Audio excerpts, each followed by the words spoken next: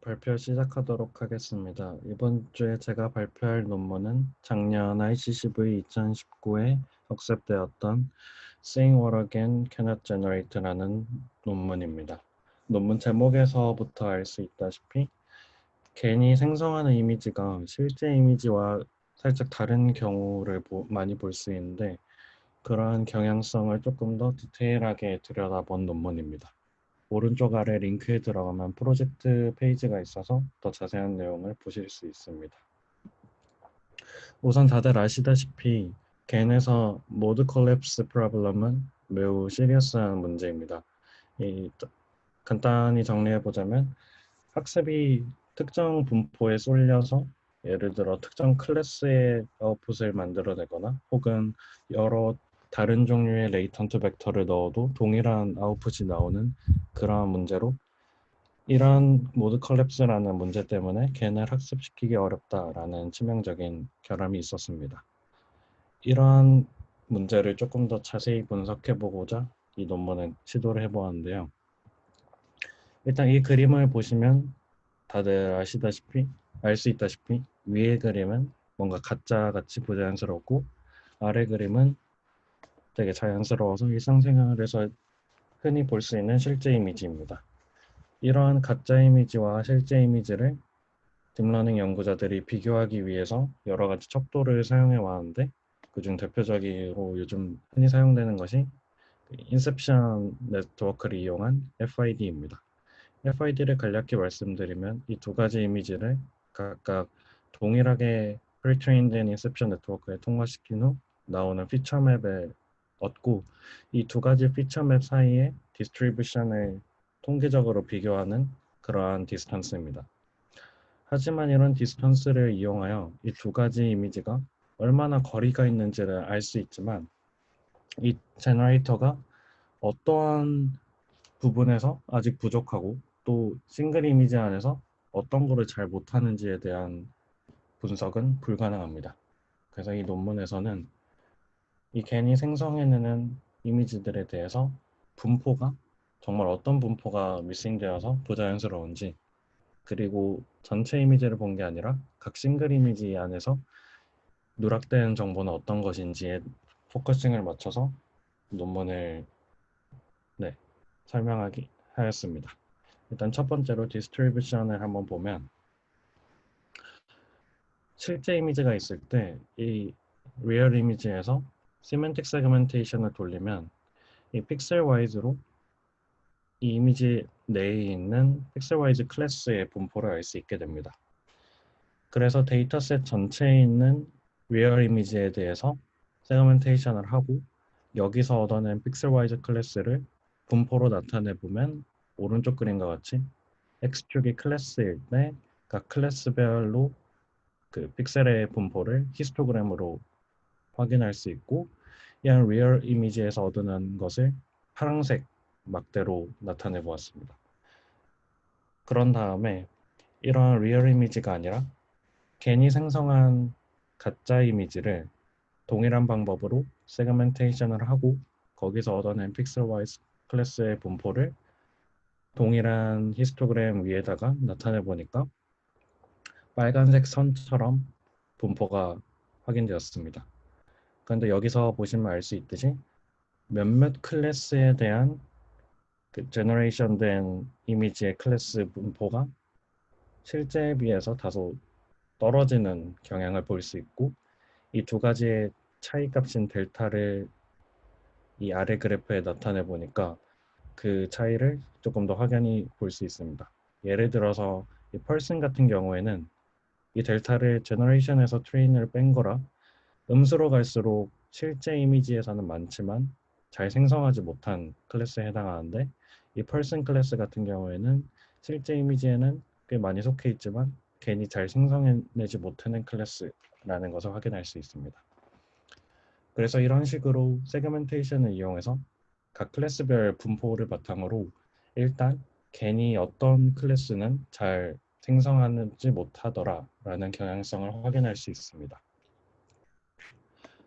그 다음으로 이제 데이터셋 전체에 대한 분포가 아니라 싱글 이미지, 개별 이미지 안에서의 뭔가 정보의 누락을 확인해 볼 텐데, 이 오른쪽의 그림을 보시면 일단 뭔가 조금 부자연스러운 픽셀의 경향을 보여서 합성된 이미지라는 것을 알 수 있긴 한데, 이 싱글 이미지만 두었을 때는 정확히 어떠한 정보가 누락되었는지 확연히 아는 것은 조금 어렵습니다. 그런데 이때 이와 비교할 만한 실제 이미지가 있다면 이 두 가지를 비교해서 그 차이를 조금 더 뚜렷하게 분석할 수가 있는데요. 이 침실에 대한 그 데이터, 싱글 이미지 데이터에 대한 분포를 한번 살펴보면, 제너레이션된 이미지에서는 천장에 등이 없고 또 커튼이 누락되고 창문이 조금 부자연스럽고, 뿐만 아니라 TV를 전혀 생성해내지 못했다는 것을 볼 수 있습니다.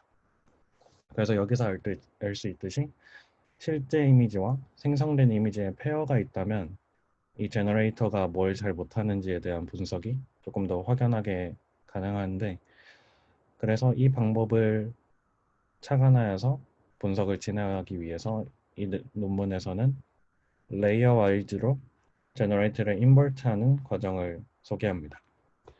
이 과정에 대해서 말씀드리면, 일단 다들 아시다시피 레이턴트 벡터를 일반적으로 G라고 표현을 하고, 이 레이턴트 벡터를 제너레이터에 통과시켜서 이미지를 생성하게 됩니다. 이때 일단 맨 처음에 이 논문에서 제시하는 방법은 인코더를 학습하게 되는데요. 이 인코더는 이미지를 인풋으로 받고 이 이미지를 생성할 때 만들었던 레이턴트 벡터를 리컨스트럭션하는 역할을 하게 됩니다.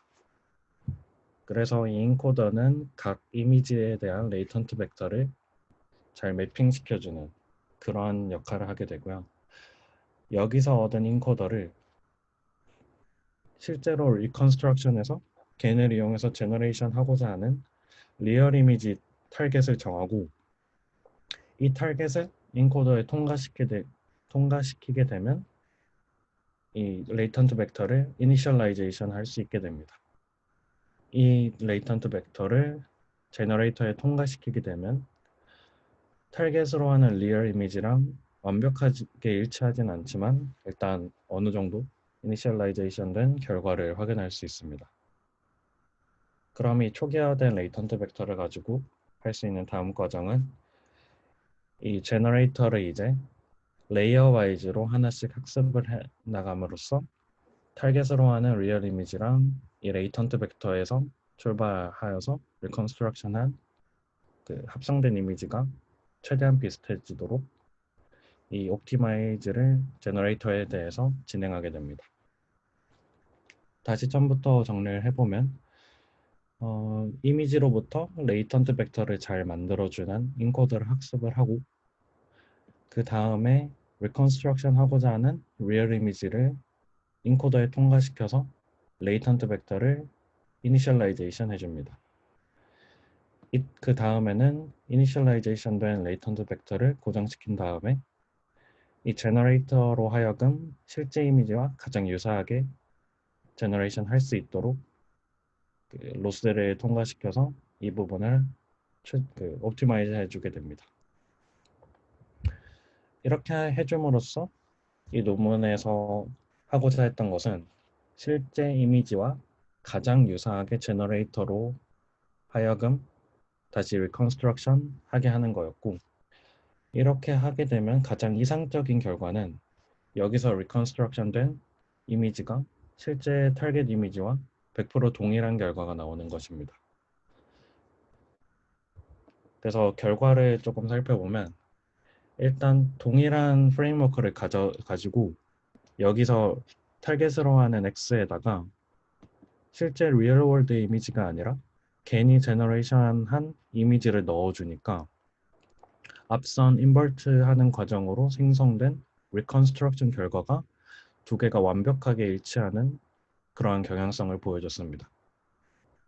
하지만 리컨스트럭션 하고자 하는 타겟이 실제 리얼 포토라면 앞선 방법으로 인버트해서 제너레이션을 해보니까 실제처럼 잘 재현을 해내지 못하더라 라는 경향을 보였습니다. 특히 사람에 해당하는 성능이 많이 떨어지는 것을 확인할 수 있고요. 다른 결과를 보시더라도 일단 완벽하게 제너레이션 해내지 못하는데, 특히 펄슨에 대한 픽셀와이즈 클래스가 괜히 생성한 결과에는 거의 반영이 되지 못하는 것을 확인할 수 있습니다.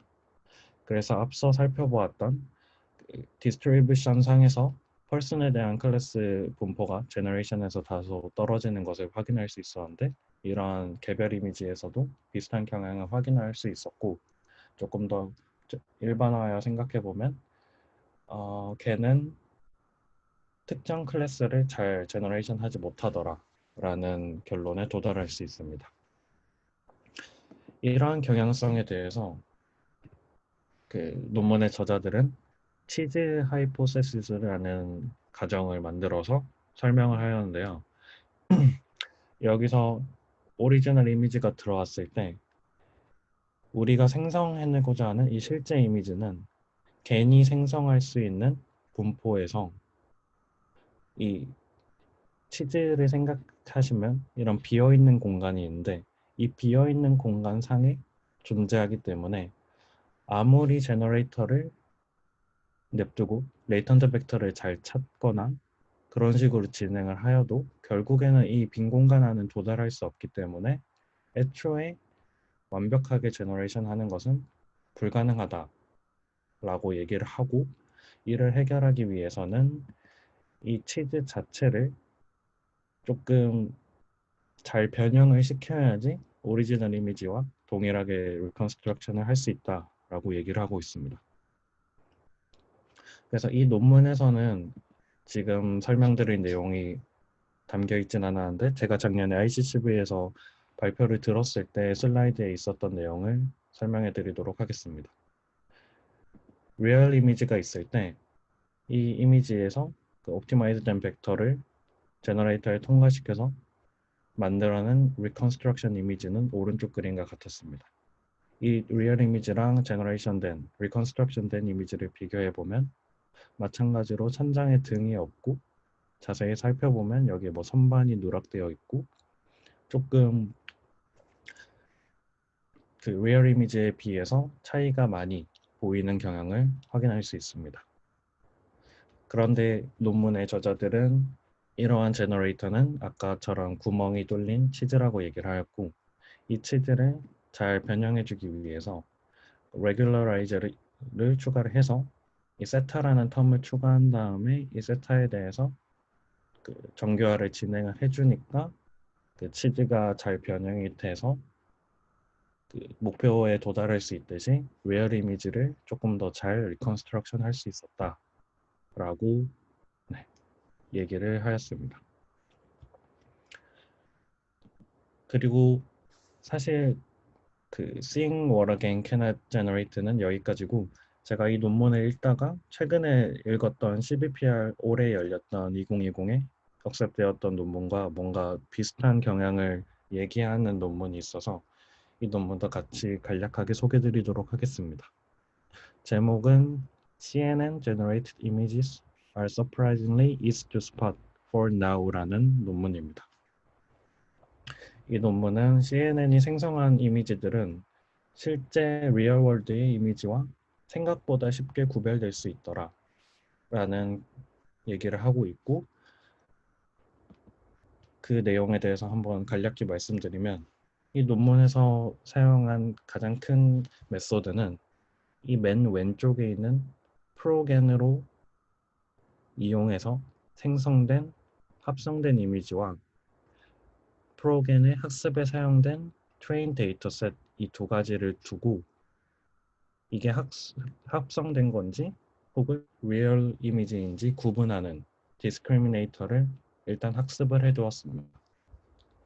그렇게 해서 이 프로그램에 대해서만 학습된 디스크리미네이터를 다른 제너레이션 모델인 스타일겐, 빅겐 등등 오른쪽에 다른 칼럼에 있는 그 네트워크에 합성된 이미지들에 대해서 디스크리미네이션을 해보라고 하니까 생각보다 이 디스크리미네이터가 클래시파이를 잘 하더라 라는 결과입니다.